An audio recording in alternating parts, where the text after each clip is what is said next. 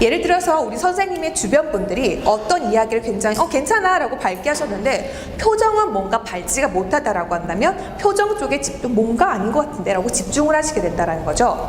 아까 앞에서 보여드렸던 최진실 씨의 영상 같은 경우에도 열심히 할 거예요 라고 말을 하고 있었지만 말과 그분이 보여준 제스처는 일치하지 않았어요. 그래서 이야기를 하실 때 자기는 19년을 앞으로 더 열심히 하겠습니다 라는 긍정적인 이야기를 하셨지만 실제로는 그 이야기를, 긍정적인 이야기를 하면서도 불안할 때 나오는 부정적인 신호를 보이고 계셨고, 그랬을 때 만약에 그거를 집중해 줄 수 있는 단 한 사람만 있었다라고 하더라도 아마 지금도 우리 곁에서 연기를 하시지 않았을까, 이런 어떤 사례들이 지금도 사실 우리 옆에서는 항상 많이 나타나고 있어요. 그런 구체적인 정보들을 표현을 하려고 하다 보니까 말이라는 게 생겨났는데, 실제로 그 말이라는 게 생기기 전에는 인류랑 똑같은 역사의 흐름으로 우리는 목소리랑 몸짓으로 서로의 감정을 전달할 수 있었죠. 그래서 거기에서 나타나는 부분들은 이제 그 감정이라는 부분이고요.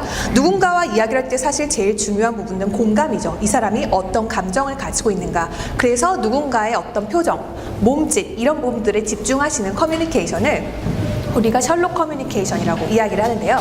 이제 이야기를 하실 때 둘 중에서 사실 말의 언어도 중요하지만 사람들이 마치 광고판처럼 보여주는 그런 어떤 감정이라는 걸 아실 수 있다면 그분들을 더 잘 우리가 프로파일러다라고 한다면 표정에 집중하는 게 굉장히 중요해요. 왜냐하면 순간 보여주는 표정이 당황해서 그런 건지 놀라서 그런 건지 이런 것들이 범죄에선 굉장히 중요한 부분이긴 한데, 우리는 그런 것들을 아주 자세히 분석하는 것보단 더 중요한 몸의 언어들을 보는 게 훨씬 더 실질적으로 커뮤니케이션을 했을 때는 도움이 됩니다.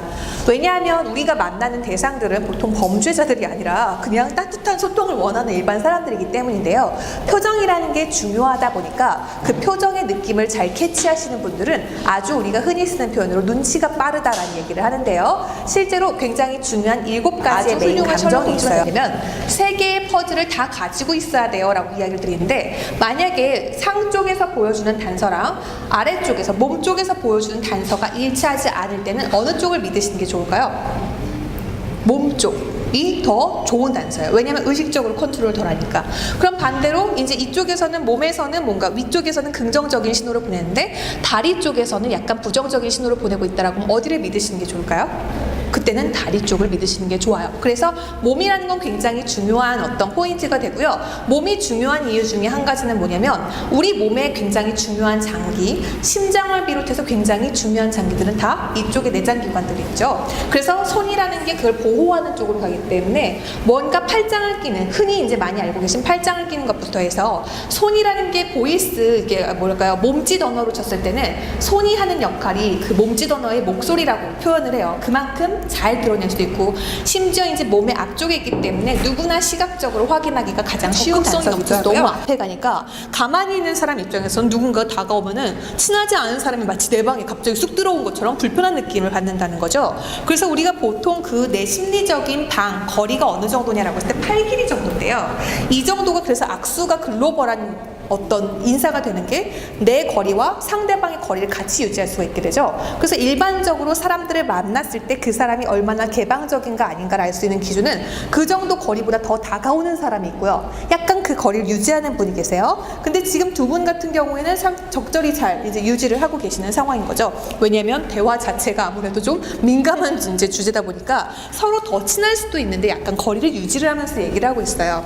그래서 손 같은 것도 보면은 똑같이 손을 펴서 얘기를 하더라도 장현주 씨 같은 경우는 굉장히 개방적인 느낌이시죠. 근데 노홍철 씨 같은 경우에 손을 이제 안쪽으로 약간 얘기를 하면서 이렇게 나오시는 부분들이 있고요.